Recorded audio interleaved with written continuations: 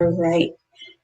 Hi guys, welcome back. We're gonna do the same thing we've been doing all day. If you could hear us, go ahead and type one in the chat. I'm still like and high energy from ET, and it was phenomenal. But I'm really excited to announce our next guest.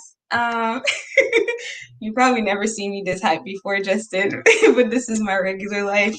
Um, This is Justin Dawkins, guys. He is a phenomenal entrepreneur. He's actually, I've had the pleasure of meeting him in Atlanta. He is the digital coach for Google and of a native ATLian, right? Did I get That's it right. right, That's Justin? it. You got it.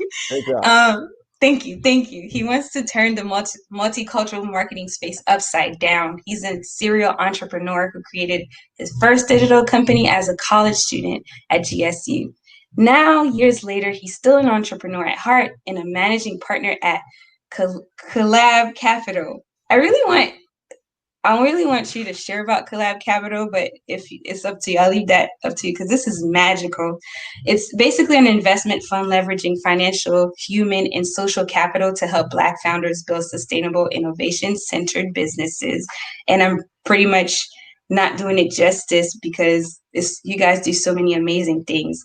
Justin believes everyone can be the change they seek, which is why he operates Goodie Nation, a social impact pre-accelerator he co-founded with Joe Womack. He's been recognized by the Atlanta Tribune, MadameNoire, Black Enterprise, BET, Atlanta's hip. How do you say hypotet? Hypopotamus. Oh my gosh. Plug ATL, the Urban League of Georgia Young Professionals, and so many more. And also, before I give the mic to Justin, I really want to tell you guys what design thinking is about. I know locally this is a new term, but it really is a great opportunity for us to discover how to create a collaborative environment. And I know we've talked, a lot of the questions from ET session was based on around team building. So this will be a very insightful session. And thank you so much, Justin, for hitting the making stage virtually. So I'll let you take it away. Take care. Awesome. Thank you. Oh, what a wonderful introduction. I need to update some things. But no, I really appreciate the opportunity to speak to what I consider to be a local market. Y'all are down the street, so happy to bring what I've been doing here in Atlanta for almost 4 years to you in Macon and those in the surrounding area. We're going to hop right into it because I think there's a lot of great material that we want to cover, and I want to keep the energy high. So I've had the opportunity.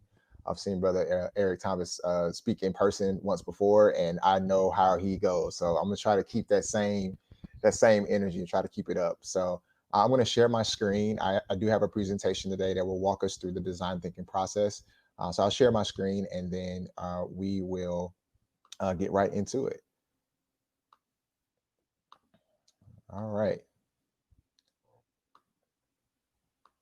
Okay. So this is design thinking for entrepreneurs, and so whether you're no matter where you are in your product innovation in your process, here are just a few things that we want to be mindful of.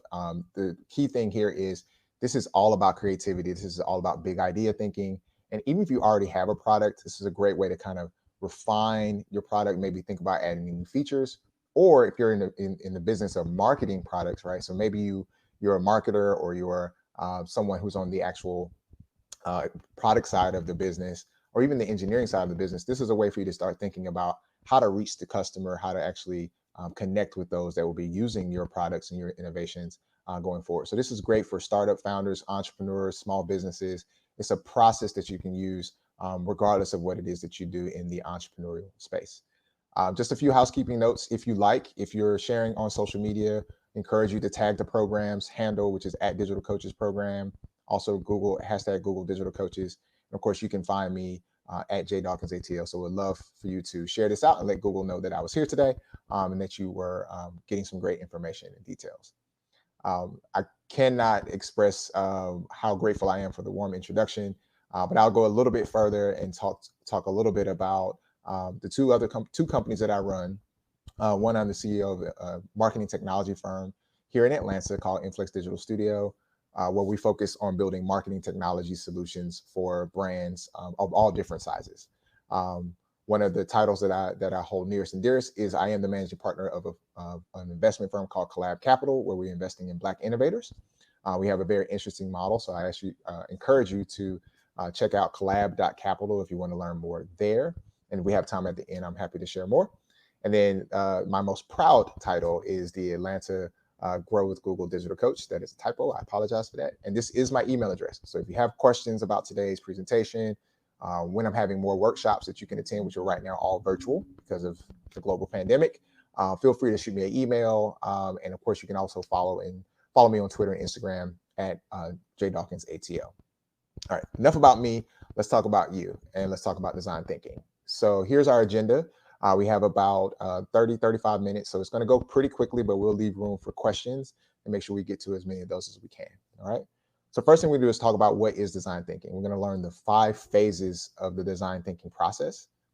Then we're going to understand your audience. Again, this is why I said this is a great exercise, whether you're building your very first product or if you are marketing a product. It's a great way to get more connected with our audiences to make sure we're building the right things.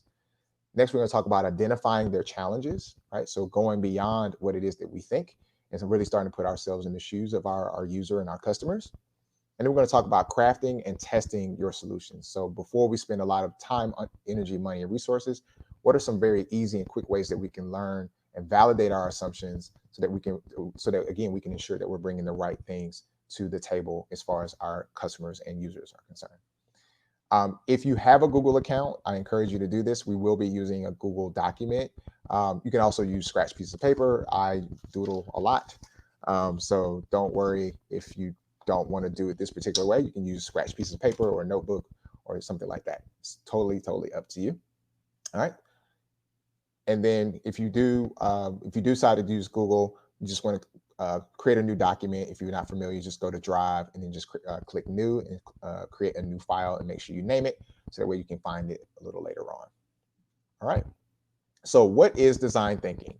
Design thinking is a creative problem-solving process that focuses on user-centered, right? It's a user-centered approach to create a solution that is both technologically and economically feasible, right? We say technologically feasible because we're thinking about technology, not just digital technology, but a chair is technology as well, right? We're thinking about things that we can do that are tangible, and then economically feasible because we're doing what's within our means, right? So design thinking process is all about big ideas, but really low cost and as far as feasibility, so that we can get things quickly to market and then learn. All right. So as mentioned before, there's 5 steps to this process. So the first thing is empathize, which is where we observe, engage, and immerse ourselves in the problem alongside the user. Next, we define or express the problem in the form of point of views, right? So oftentimes we think we have big idea thinking we're solving so many problems for so many people. What we want to do is narrow that down to make sure that we're solving the problem from the perspective of the folks that we want to help. Next, we're going to talk about the ideation process, which is about identifying problems to find the solutions. Again, blue sky, big idea thinking. And we're going to talk about prototyping, breaking those big ideas down into tangible ways tangible things that we can do right away. And we're going to talk about testing, learning, iterating, and repeat, right? So this is the 5-step process. You can use it over and over and over again, regardless of the problem. And the funny thing is we actually do a lot of these things in our head. So if we're in a shower or if we're driving the car and we're thinking about a problem, we actually do a lot of these things. What we tend to do is we tend to jump ahead. We have a problem or something we want to solve, and then we jump straight into the ideation, or we jump straight into the solution, and then we go home, we start building things and sending emails. This is actually to slow us down a little bit, give us a process and a framework that we can then use in a very repeatable way to make sure we're building the right things. All right. So here is design thinking in our everyday lives. You've seen these 4 things at the top. You've seen televisions before. You've seen cars before. And you obviously have seen homes and houses. But what has happened over time is that as these products and as people's needs grew, we started to see innovations in these spaces, right? So now we have on-demand television. We have streaming services. Another example for cars is once upon a time, if you had your hands full, you had to sit things on the ground, or you had to sit things on a different part of the car to open a door or to open the trunk. Well, now you actually have foot activated things, right? So you can actually kick underneath a sensor, and that sensor then unlocks and opens the trunk, and then you place those things, saving you time and energy. And then, of course, ride and home sharing, right? We've seen how this space has evolved in whole new economies, right? The gig economy and the sharing economy have all come out of folks ideating on existing ideas, but creating new markets and new opportunities. So that's what we're going to talk about today. All right. So step one in the process, as if you recall, is empathize. All right.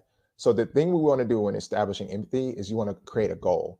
You want to connect to a user's story, right? So what is their journey, the emotions, and your key insights about them. So the first thing you want to do is if you have a blank piece of paper or if you're using a Google Doc, is at the very, very top, just type out this person. Like give them a name, give them a shoe size, give them a city that they live in, talk about their profession, how much money they make, etc. Get as much detail as you can in just a couple minutes, but just jot those things down and really define who your user is. This will allow you to really step outside of your own shell, outside of your own mind for just a moment, and really start to get into the mind of the person that you're trying to help or provide a solution for. Okay.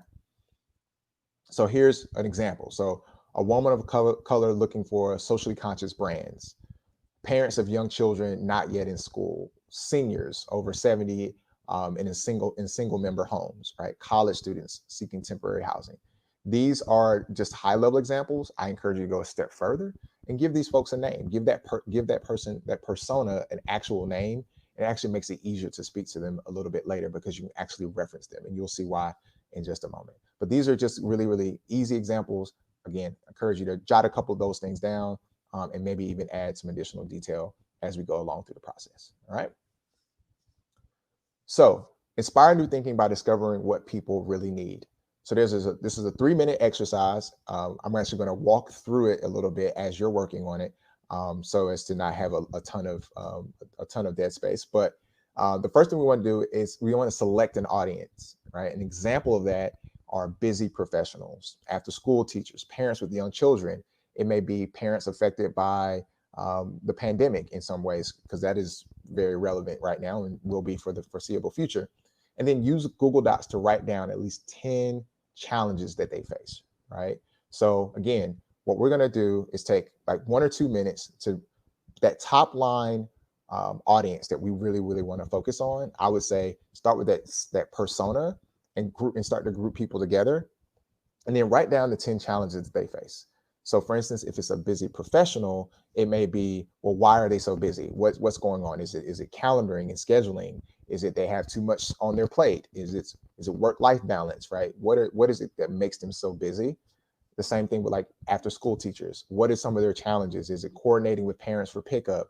Is it keeping children focused after a long day of school on additional learning items? Parents with young children, etc. So take a minute or two and just write down 10 challenges that you believe that they face. And again, try your best to think about it and look through those challenges look through their lens as it relates to those challenges. All right.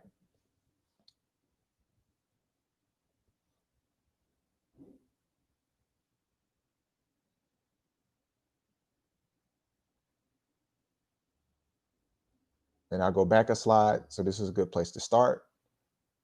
The women of color looking for socially conscious brands, parents of young children not yet in school, college students seeking temporary housing, seniors over 70, startup founders looking for capital, right? It could be whatever it is that you're passionate about, or a group that you really, really want to serve and help.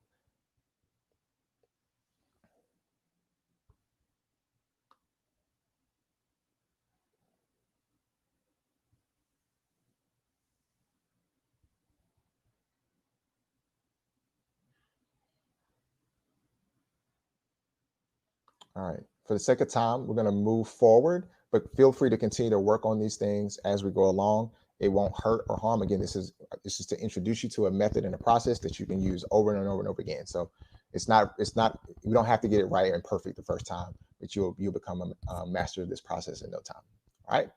So next thing we do is, once we've actually identified that audience, that person that we want to focus on, the next thing we want to do is establish and define the problem. Like, let's be more specific and clear. So your goal is to define and create what we call a problem statement. So you want to analyze your observations about the user, right? So all those things, those 10 problems that we came up in the previous step, and we want to analyze those things about the user and synthesize them to define the core problems you identified as the problem and present it as a problem statement, right? So what that means is we may have busy parents, and the reason they're busy professionals, excuse me, the reason they're busy is because of hard to manage calendar, right? But what the question is, why is the calendar so hard to manage? So you might ask yourself additional questions, and then what you want to do is once you ask yourself those questions, you want to invert it and create what's called a problem statement. Here is a Mad Lib, if you will, right? Like a fill in the blank or a primer or a template that you can use. Again, as I mentioned before, we want to give our users a name, right? So in this instance, we're going to personify our audience, or at least that persona, as Sam, right? Sam is a busy manager, so it's the user characteristic along with some sort of other adjective or maybe what he does, who needs a way to integrate healthy eating habits. So there's the user need. And then here's the thing that you really, really want to tap into. It's the insight, the why, because he doesn't want to feel like he's on a diet. So if we read it all together, we say Sam is a busy manager who needs a way to integrate healthy eating habits because he doesn't want to feel like he's on a diet. Now, this is important because here, that insight, what it does is starts to illuminate why we want to help him and what will be the reason or the pain point that he's trying to solve, and give him that conviction to engage with our product, our solution, our service, whatever it is that we may decide to offer. So this is incredibly important to the process. You can't really skip over these things. This is the part that we typically skip over when we're in the shower, right? Or we're thinking about something. It's like, oh, I have this idea of a nutrition app, right? We jump over that, but we jump to the solution. We jump over the key parts, which is why would anyone want to use it, and what is it that they're specifically looking to solve, all right? So a couple more minutes, let's do this. Synthesize a problem statement that clearly defines your goal. Remember, in technology, we like to stay lean. You probably heard the lean startup or the lean method before. If you haven't, it's basically the process of starting with a single core idea and then iterating on that idea. So we're going to do the same thing here. We're going to define the problem as a problem statement. I'm going to go back to slides so you have that template, in a human-centered manner, right? So example, username, again, that persona that we talked about before, which is giving them a name, is a user characteristic who needs user need because insight. Take 2 or 3 minutes to do this, and you can do it more than once. It may be more than one problem. Again, it's all about building the habit of ensuring that we follow the process and we actually see this all the way through. So I'm gonna go back a slide just so you can see that template, and then use that to write down a problem statement or a couple if you have time. All right. So at 2:35, we will continue the process, but I'll leave a moment pause so that you can actually think through these things. And here's your template.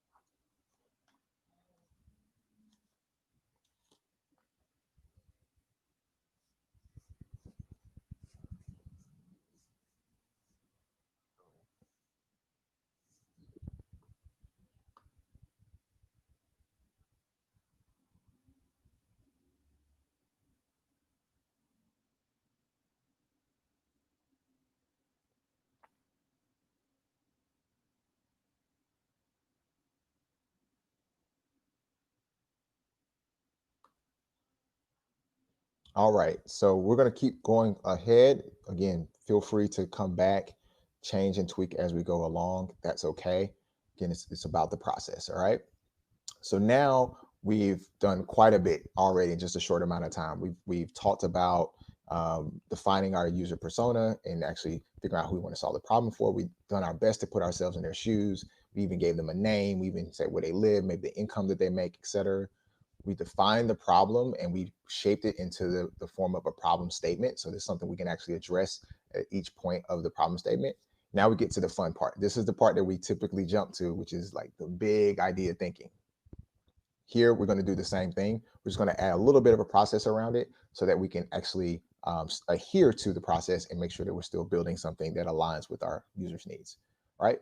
So ideating, your goal, this is where you engage in unfiltered, unrestrained brainstorming. So this is not about budgets. This is not about time.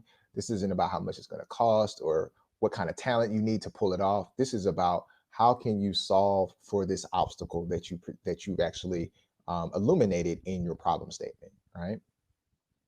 So what we like to do in the kind of the Google way of doing this is called the crazy eights. So you can do this with paper. So you can, fold a piece of paper a few times to create 8 squares, or you can insert a table into your Google Doc and you can type these things out. If you know how to do it, you can do that as well. I like to do it on paper because I like to actually sketch out my concepts and ideas.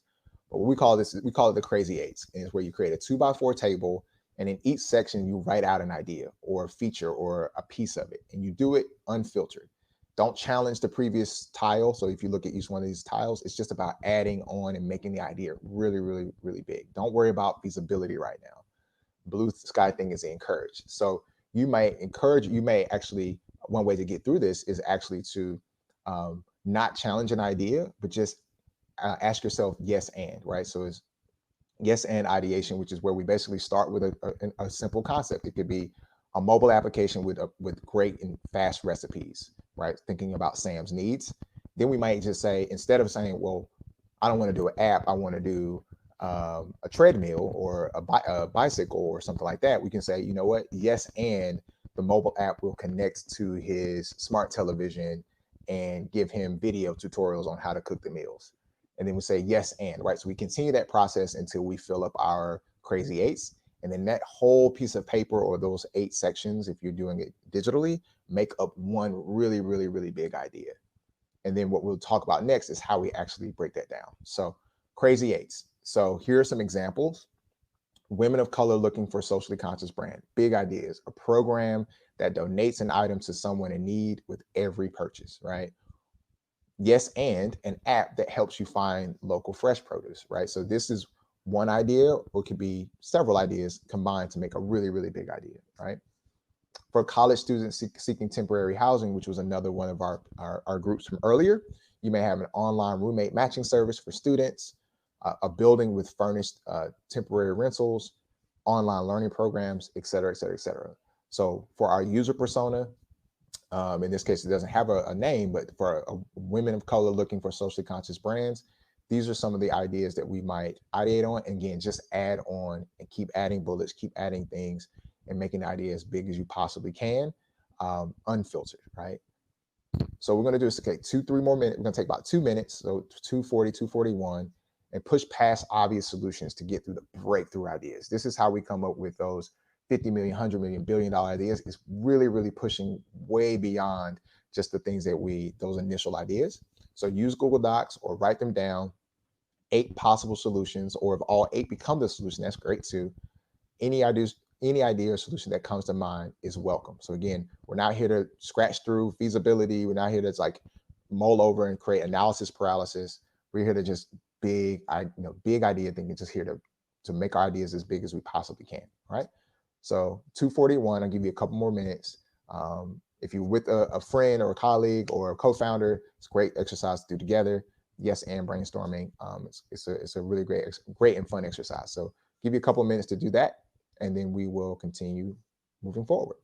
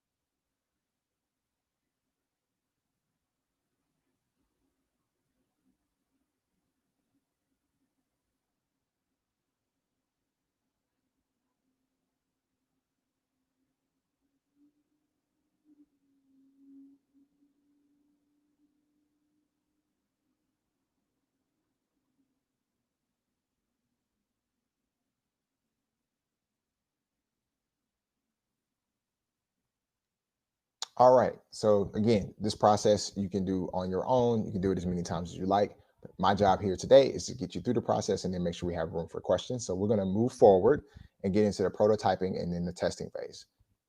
All right. So prototyping. So we just came up with these really, really audacious goals, right? These really, really big ideas. But we already know that in order to bring these things to life, is going to require a certain amount of time and energy and resources. So the question that I always like to ask is, how do we get the very first version or the very simplest version of our idea into the market so that we can then begin to learn, right?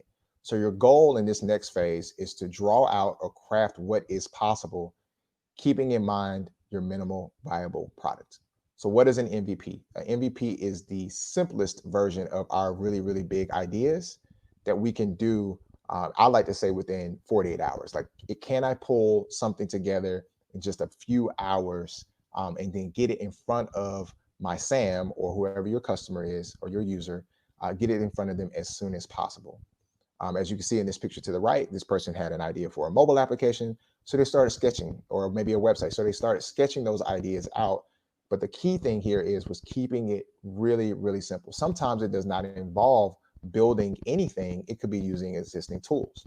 I'll give you an example for Sam. So for Sam, to get started, we may do something as simple as a Squarespace website with a link to a type form that captures his information. And when he gives us an email address, we will send him a PDF of a collection of really simple recipes that he can do at home, that won't focus on dieting as much as it is really, really good and nutritious food that he can do in a short amount of time because he's busy, right? That is the very first version of our product. And that will take just a few hours, assuming you already have the recipes. That would take just a few hours to pull together, as opposed to building an entire mobile application, creating a bunch of landing pages, et cetera, et cetera. So sometimes the very simplest version of our product is actually really, really easy to pull together. This is what we talk about when we say an MVP. If the solution here is transportation, right?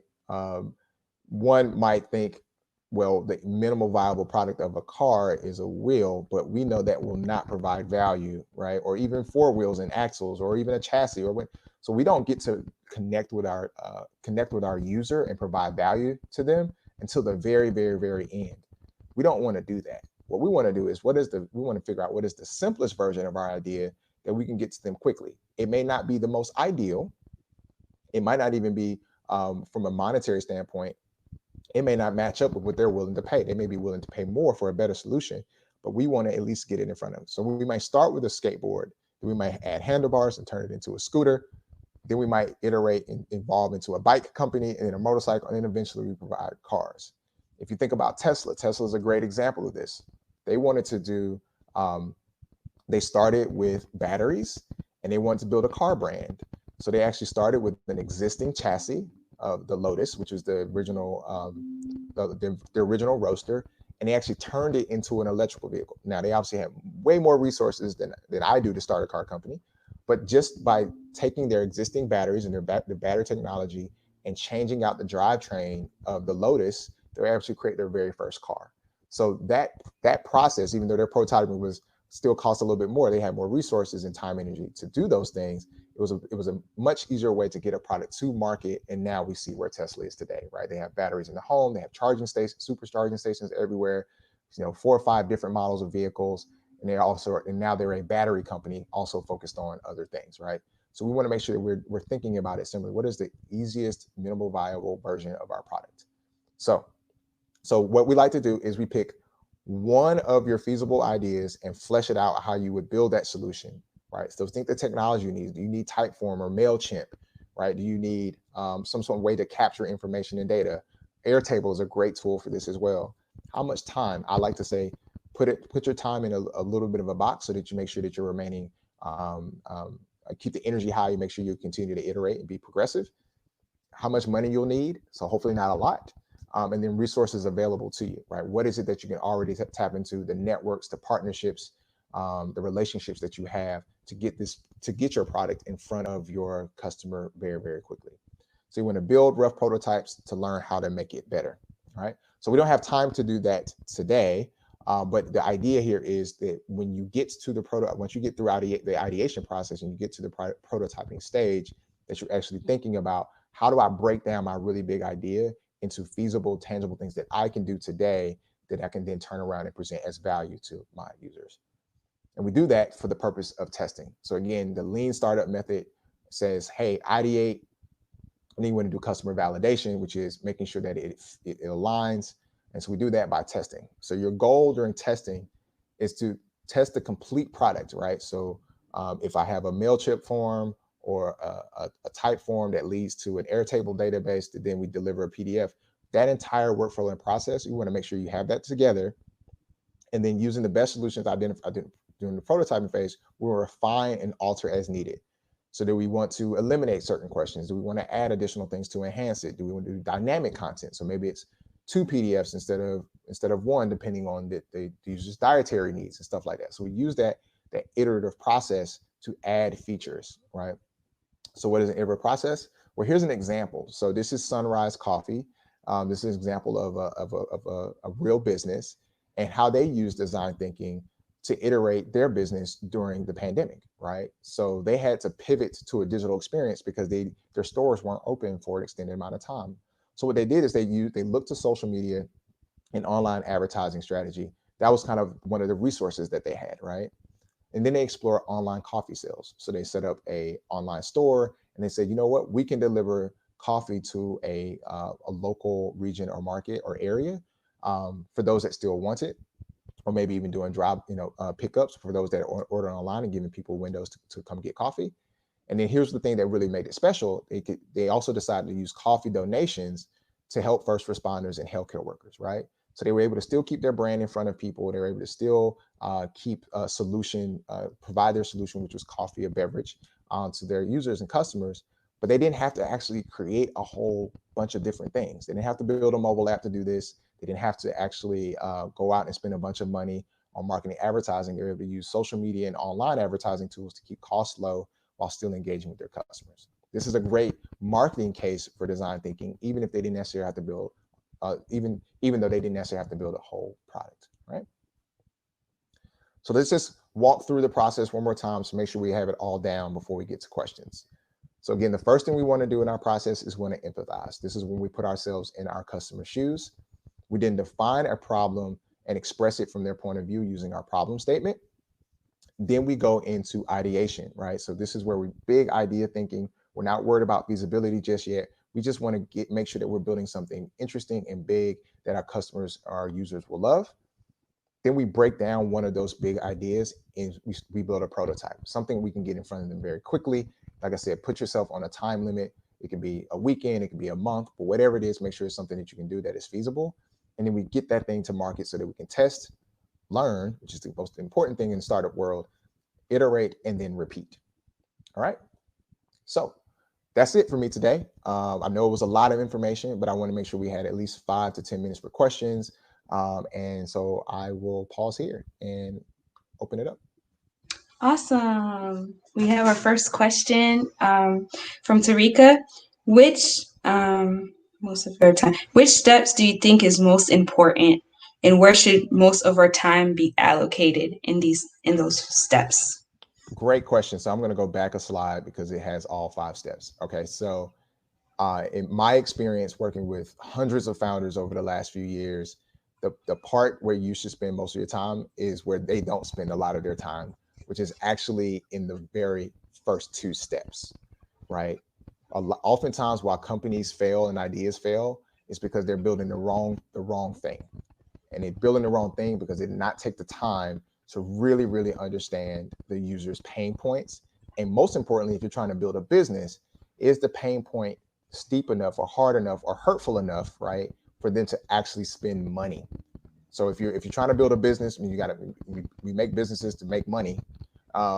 We have to make sure that we are building something that people want and that pain point is sharp enough that they're actually willing to part with their money, whether it's $5, $10, $1,000, whatever it is, to solve that problem. So empathizing, so really, putting ourselves in our user's shoes and then expressing that problem in a clear and succinct way and iterating and mulling over that till we have a very, very succinct and clearly defined problem that we know people are willing to part with their time, energy, and money to solve. For sure. That reminds me of yesterday. I jumped on a Clubhouse conversation, and this guy was interviewing us about his product, and he didn't like what he we got yelled at because he Oh, didn't wow. like it.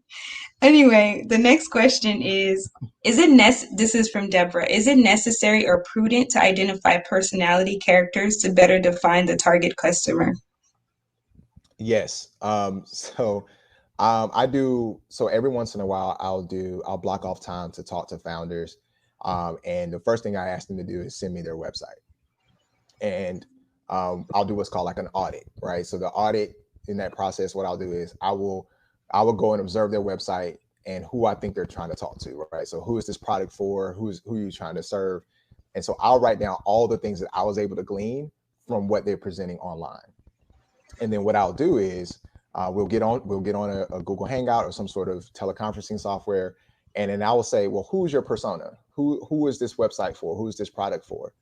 And this is what happens 9 times out of 10. The person that they're describing to me is not what I wrote down. That is not who they're marketing or promoting or aligning that particular product to. So what happens is there's a disconnect. So the reason we want to get into those personas and really define those personalities, because we need to learn how to speak to that particular customer. And the only way to do that is to put ourselves in their shoes. So yes, it is incredibly important, and it will actually make your life easier when it comes down to things like marketing spend, because I don't know if you're like me, I don't have hundreds of thousands of dollars to advertise every month to try to gain people's attention. I have to be much more specific and tactical and narrow in on my customer. And the only way for me to do that is to really, really understand who they are, what they're thinking, and what they're experiencing. So yes, spend more time there. Will save you a ton of time in your marketing and communications, and building and making sure that you're building the right product. Oh, wow, we got some good questions. So we're just going to wrap it up with 3 questions. All And good. you have to come back because this was just a tease. So, Mani, I'll save your question for there's an app class that is going to happen at 3. But Andrew asked the question of what if you don't exactly know your target customer because you're just starting out? Great question. So start with the problem, right? So if you don't know your target customer, that means you don't know the problem well enough. Because if you are able to, so if you think about this, empathize is the first step, and it's very intentional in that way, because we're thinking about user/human centered things. So if you don't know that audience, maybe the question was, how do you get to that audience? And I can touch on that briefly. But that very first thing is where all of the value of your brand and your business are. If you have an idea in your head and you've already started to build that idea out, but you haven't talked to 100 people, you haven't talked to 10, 20, 30, 50, 100 people about this particular problem, then there's 2 things wrong with your business right out the gate. One, you're probably building a product for a very narrow subset of folks. And unless you're charging 100,000 per user, you're not going to make a whole lot of money doing it that way. Secondly, the thing that what we become a master of when we're going through the kind of the lean startup way, or the ideation, the very early stages, is we're learning how to connect with our customers. Where are they online? What are they searching for? Using Google Trends to figure out, okay, how are people using Google search to find solutions? So it is imperative that we actually using that time to not only capture that information, but to ensure that we can actually get access to these people and then invite them to our solution. Yeah, I remember doing a design thinking course with you, and you mentioned it's important to, as a priority, to have Google Trends set up for like knit around your business. So yeah, I like that tip. Mhm. And I guess one last question.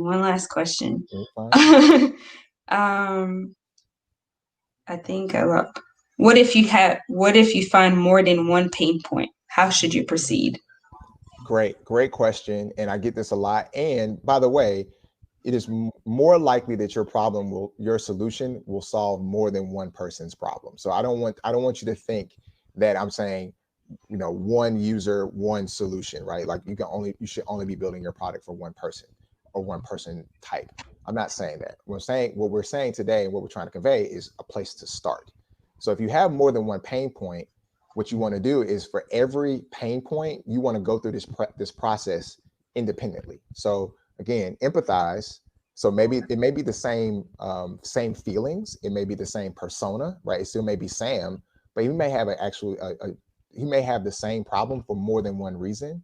And what we want to do is on the back end, as we're building our prototypes, we just want to make sure that our prototype is meeting those needs and those problem areas that Sam has in the example that we used today. So it's okay to have, it's actually better. That actually means there's more value that you offer.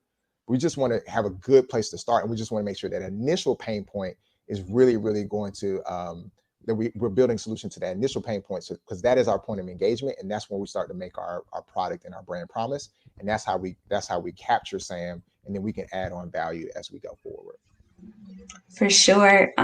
Thank you so much, Justin. You rock. I appreciate you hitting the virtual making stage. I love it. I love it. I'm here for it all day. All day. Any final thoughts, or like how can people follow you, or even join your digital coach sessions? Yeah, so there's a link in my social bios. So if you just go to J Dawkins ATL on Instagram or Twitter, I link there to the coaches, to my workshops. I have one coming up on Monday and next Thursday. I have different ones, and so you can check and see, check those out there and figure out which are the best ones for you.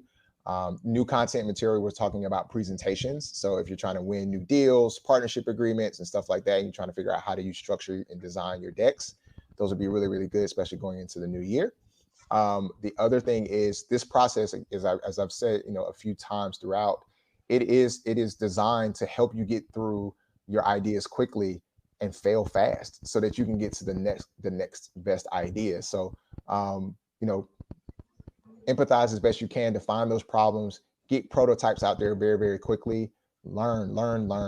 And then if it's not working or if it doesn't align, kill it and start something else. Don't try to put a square peg into a round hole. Don't be afraid to say, what, that didn't work out, or to pivot or to iterate, because it's better to do it early than later, right? After you've already spent time, energy, a bunch of money and resources trying to make a product fit into a market that isn't there. For sure. And I don't know if you need to share about the founders package and Collab Studio. It's great resources. So a little bit more about Collab. So yes, if you go to collab.capital or collabstudio.co, you can see all of the great things that we have to offer. We have this at the very beginning of the pandemic, we pulled together what's called a Founders Care Package, which has a non-exhaustive list of resources and links to various programs and things that are available to founders. And of course, if there's, we have ongoing programming ourselves. So we're actually ramping up for 2021 programming now.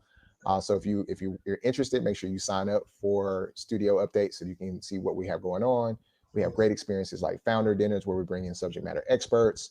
We have, in partnership with Goodie Nation, the organization I founded, we also do founders therapy, where if you need to vent, if you're an early stage company, try to group you together so you can share your stressors and those things together and kind of get those things out so we can continue to move forward and move upward. And a lot of other things. So yeah, we'd love for all of you to be a part of the Collab ecosystem in one way or another. And then of course, if you get to a point where you're seeking capital and need capital for your businesses, Collab Capital is there as well. So thank you so much, Justin. I appreciate you. I hope you have a great day. Thank you. So have a it was my absolute pleasure.